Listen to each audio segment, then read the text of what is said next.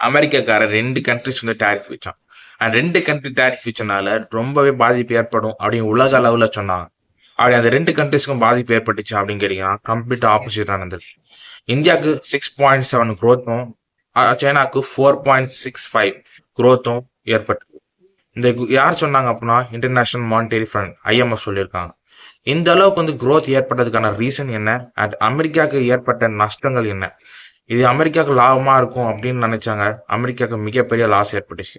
And reason என்ன and என்ன விஷயங்கள்லாம் வந்து நடந்துச்சு, அமெரிக்கா என்ன எக்ஸ்பெக்ட் பண்ணா, என்ன விஷயங்கள்லாம் நடக்கல அவங்களுக்கு அப்படின்ற கம்ப்ளீட்டா ஃபர்ஸ்ட் பார்ப்போம். ஃபர்ஸ்ட் அமெரிக்காவுக்கும் இந்தியாவுக்கும் என்ன ப்ராப்ளம்? ரீசெண்ட் டைம்ஸ்ல வந்து இந்தியா வந்து பெட்ரோல் வாங்கினது வந்து ரஷ்யா கிட்ட இருந்து வாங்கினாங்க. அது ப்ராப்ளமா அப்படின்னு கேட்டீங்கன்னா ரஷ்யா அதுக்கு முன்னாடி பெட்ரோல் யார்கிட்ட வாங்கியிருந்தாங்கன்னா அமெரிக்கா கிட்ட இருந்து வாங்கியிருந்தாங்க. அமெரிக்கா கிட்ட இருந்து வாங்குற பெட்ரோல் வந்து காஸ்ட்லியா இருக்கும் கம்பேர் டு ரஷ்யா. அது ரஷ்யா கிட்ட வாங்கக்கூடாது, என்கிட்ட மட்டும் தான் பெட்ரோல் வாங்கணும்னு சொல்றதுனால டாரிஃப் வச்சாங்க அமெரிக்கா. அப்படி டாரிஃப் வச்சனால வந்து ஆட்டோமேட்டிக்கா வந்து ஒரு பிரைஸ் இது அவங்க எக்ஸ்போர்ட் பண்ற டெக்ஸ்டைல் ஆகட்டும் நிறைய விஷயங்கள் பாதிப்பு ஏற்பட்டுச்சு இந்தியால. சரி, ஓகே, இதே இருக்கு ஒரு பக்கம் இருக்கட்டும். சைனா வந்து ஆட்டோமேட்டிக்கா ரஷ்யா கிட்ட சப்போர்ட் பண்ணுது, அது மாதிரி ப்ராப்ளம் இருக்குன்னு சொல்லிட்டு 50% டாரிஃப் 100% டாரிஃப்னு ஆட்டோமேட்டிக்கா வச்சுட்டு இருக்காங்க. அந்த டாரிஃப் வச்சனால சைனா கிட்ட இருந்து வர எக்ஸ்போர்ட் ஆகட்டும், அமேசான்ல ஆகட்டும் நிறைய விஷயங்கள் வந்து பாதிப்பு ஏற்பட்டுச்சு. லைக் எஸ்பெஷலி சொல்ல போனா ஐபோன் ஆகட்டும் நிறைய விஷயங்கள் சொல்லலாம் அமெரிக்காவுக்கு பாதிப்பு ஏற்பட்டுச்சு. பட் நான் அமெரிக்காவுக்கும் சரி சைனாக்கும் சரி. பட் ஆனால் இன்னொரு ப்ராப்ளம் என்னன்னா 2 கண்ட்ரிஸ் வந்து ஆல்டர்னேட்டிவ் எக்ஸ்போர்ட்டை பார்க்க ஆரம்பிச்சிட்டாங்க.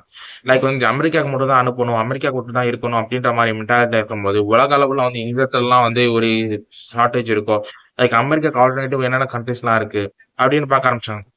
ஆட்டோமேட்டிக்கலா பார்க்க ஆரம்பிச்சாங்க. அப்படி இந்தியன்ஸும் சைனாஸும் எல்லாமே பார்க்க ஆரம்பிச்சிட்டாங்க. பட் குளோபல் சைட்ல வந்து அமெரிக்காவுக்கு இருக்கிறதோட இந்தியாவுக்கு வந்து அந்த அளவுக்கு ஸ்டெபிலிட்டியும் அண்ட் சைனாக்கு அந்த அளவுக்கு வந்து ஸ்டெபிலிட்டி இருக்கனால ஆட்டோமேட்டிக்கலா பீப்புள் வந்து போக ஆரம்பிச்சிட்டாங்க. கன்சியூமர் அதிகமாக ஆரம்பிச்சிட்டாங்க. அண்ட் அமெரிக்காவுக்கு வந்து மிகப்பெரிய அடி வாங்கிச்சு அப்படின்னா ஒரு மெயினான ஒரு சீப்பான இருக்க ப்ராடக்ட்டை வந்து ரொம்பவே அஃபோர்டபுளா கிடைச்ச ப்ராடக்ட் வந்து அவங்க வேணாம்னு சொல்லிட்டு இன்னும் அதிகமாக போக ஆரம்பிச்சாங்க.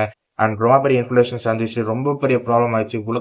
அமெரிக்கா ஃபுல்லா ப்ரொடெஸ்ட் நடக்குது. அண்ட் அமெரிக்கா வந்து டொனால்ட் ட்ரம்ப் வந்து பிரசிடென்டோட பதவியை நீக்கணும் அப்படின்னு சொல்ற மாதிரி நிறைய ப்ரொடெஸ்ட் நடந்துட்டு இருக்கு. அண்ட் ரொம்ப பெரிய ப்ராப்ளம் ஏற்பட்டுச்சு. இதனால அமெரிக்காவுக்கு தான் பாதிப்பை தவிர்த்து இந்தியாவுக்கு எதுவும் இல்லை. அண்ட் இந்தியா வந்து ஆல்டர்னேட்டிவ் விஷயத்த பார்த்தனால ப்ராப்ளமே இல்லை. அமெரிக்கா வந்து இந்தியா வந்து பயந்துட்டு அமெரிக்கா பயப்படும் நினைச்சாங்க இந்தியா. அதனால பட் இந்தியா வந்து பயப்படாம இன்னும் கம்ப்ளீட்டா வந்து ஆல்டர்னேட்டிவ் மெத்தட பார்த்தாங்க. சைனாவுடைய ஆல்டர்னேட்டிவ் மெத்தட் பார்த்தனால வின் பண்ணிட்டாங்க. அண்ட் தேங்க்ஸ் ஃபார் வாட்சிங்.